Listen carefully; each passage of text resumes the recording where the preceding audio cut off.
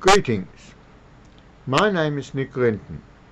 I'm the author of about 70 books, but I have also spent 11 years of my business life in public relations and government relations for an industry association. Apart from that, I have been involved in public relations work as a volunteer with a number of non-profit bodies. All public relations activities concerned with shaping community attitudes towards something or other. The term public relations, or PR, is generally used to refer to a communications process which strives to foster an audience's understanding about and acceptance of an organisation or an issue. In its widest sense, the term can thus embrace practising good citizenship, as well as all forms of propaganda, ranging from paid advertising to expensive promotions. Public relations must be considered to be an art rather than a science.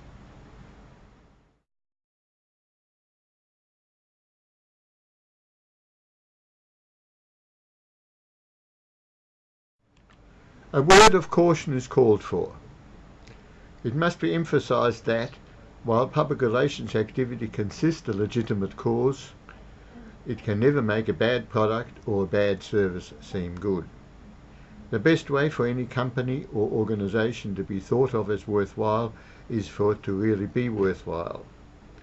This ebook is dedicated to McDonald's, a company that made what was probably the greatest public relations mistake in corporate history when it sued two impecunious environmental activists for defamation in what became the longest and most expensive ever English trial, and who thereby caused millions of people to read the very material that the company was trying so hard to suppress.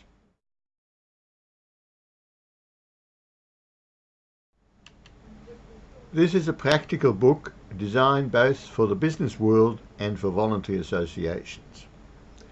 Companies need to retain existing customers and attract new ones. Non-profit bodies similarly need to keep existing members and recruit new ones. There are millions of companies operating around the world today. Most of these are small to medium businesses. In addition, there are a large number of proprietorships, partnerships and trusts, all carrying on business. At the same time, non-profit bodies are an important feature of contemporary life. They cater for a wide range of different interests, including business, charitable, civic, cultural, ex-service, migrant, political, professional, religious, rural, social and sporting activities. All these different entities have one attribute in common. They have a need to communicate effectively with certain target audiences and to have a good image in the community. Whether they recognise it or not, they are all constantly involved in public relations and government relations. The aim of this ebook is to help them to become more effective in these important areas.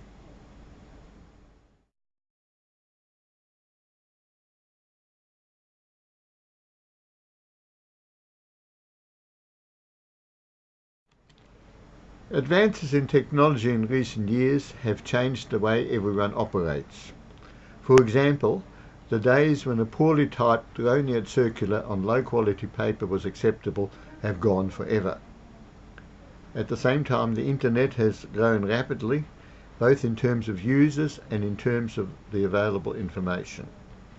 This phenomenon has made it almost compulsory for businesses and organisations to create the position of webmaster and to set up their own sites on the World Wide Web. Those who continue to ignore this important trend do so at their own peril. In its 19 chapters, this ebook covers all aspects of public relations, from press releases to media interviews, from involvement in the community to formal submissions to governments, and from style aspects to the design of web pages.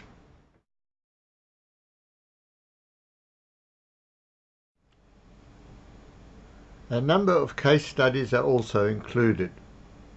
In addition, the ebook features a glossary and some public relations jokes. Let me conclude by quoting one.